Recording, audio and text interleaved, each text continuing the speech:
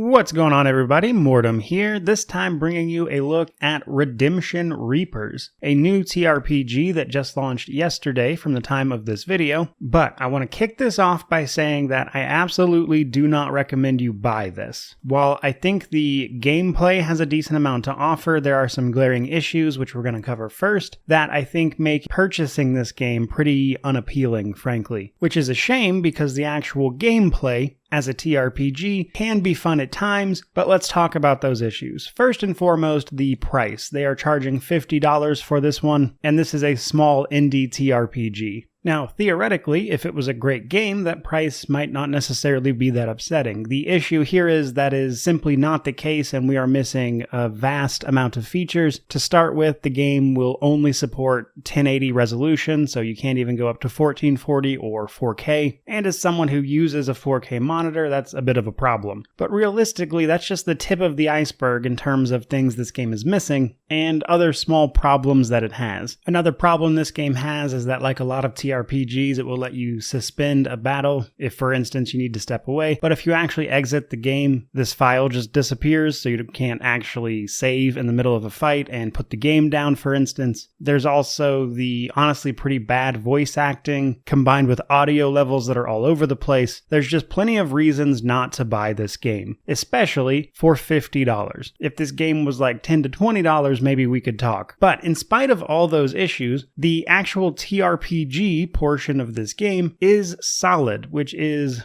honestly kind of frustrating because clearly the core idea here was good, but the execution not so much. So with that stuff out of the way, let's actually talk a little bit about the game here. Pretty standard TRPG. We play a small company of mercenaries known as the Ashen Hawk Brigade. We are fighting against an invading force known as the Mort, and as someone who goes by Mortem online, that is really funny to me, but that's not the point. The Mort seem to be like almost undead orcs of some kind. They're not exactly elaborated on as far as I got into the story, but essentially they're monsters that are overrunning the kingdom and you need to fight back against them. Pretty standard plot. It's a TRPG. I don't need it to be amazing. And from there we take part in a series of tactical battles, in theory, as we fight against them and try to push them back through a variety of maps. That said, the game is very linear. You do one story mission after another. The central hub is really just a menu, and you only manage 5 people in your brigade. There are 5 set people with set sort of characteristics that you can unlock and upgrade, so a pretty easy management side of things. But luckily, you can go back and replay previous maps by choosing the skirmish function, but even this grates up against a few problems. For starters, weapon durability.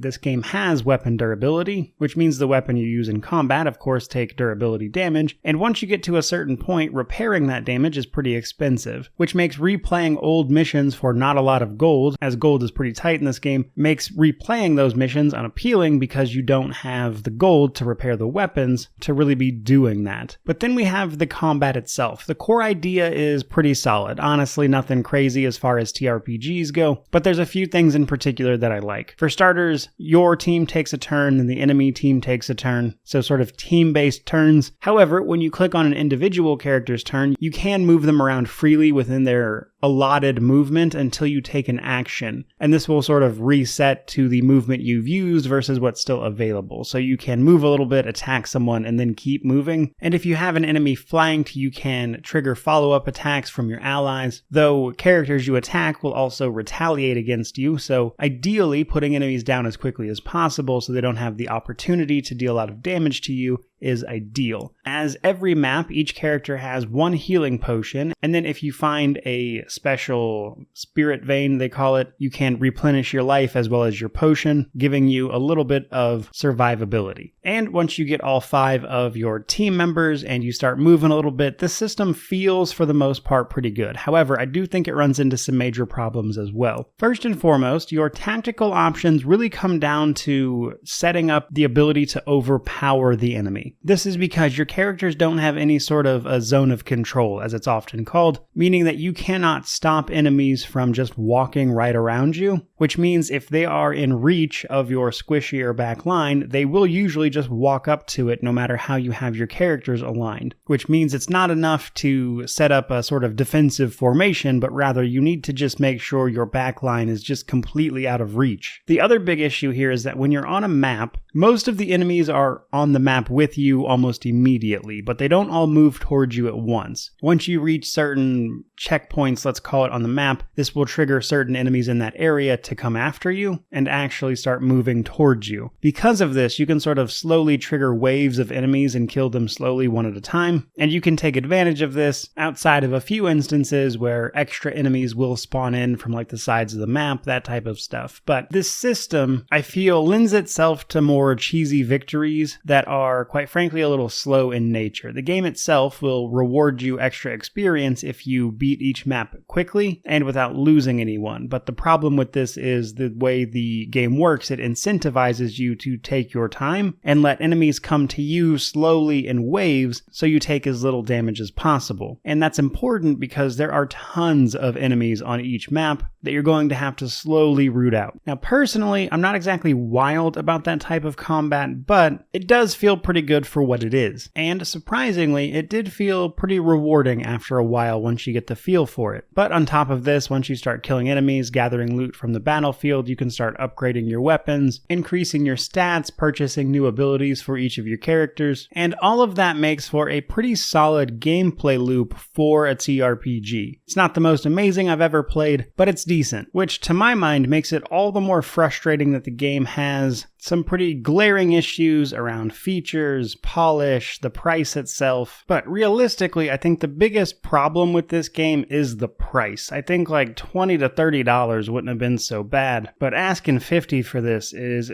in my opinion, just way too much, especially for a game that lacks basic stuff like 4K resolution support. So because of that, I would say if you ever happen to see this game on a deep sale, like again around the $20 mark for me, I think it's worth checking out as the actual gameplay is pretty solid, and for that price I think overlooking some of the bigger flaws is much easier. And that is pretty much going to wrap up everything I've got to say about Redemption Reapers. I certainly hope you enjoyed the video. If you did, like, comment, subscribe, all that YouTube jazz, but regardless of any of that, truly, thank you so much for watching. I really do appreciate it. May you wander in wisdom and have an amazing day.